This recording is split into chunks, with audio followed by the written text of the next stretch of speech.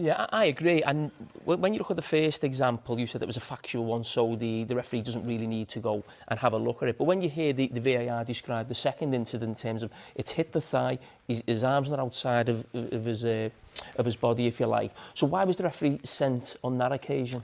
Yeah, it's a good question, because there is still some judgment to be made by the official in this case, because we think it probably brushes the arm. We don't know for sure. But he might think, OK, he's leaned into it. I'm still going to stick with my penalty decision. I think he was right to overturn it. He could keep it if he wants. That's why you hear the officials, the VAR, still checking the APP, the attacking possession phase.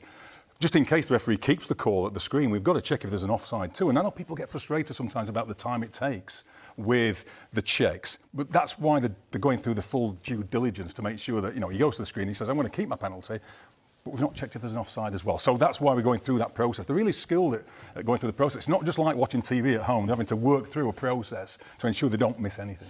Another thing I want to ask you as well, because we hear this sometimes when we're commentating ourselves and that, I think if you're a supporter, you think, oh, the referee's going to have a look at a decision. But as you can hear there with the audio, he's actually getting fed the information about why he should change his decision before he's actually got to the screen. So is that influencing him before he's actually looked at it again?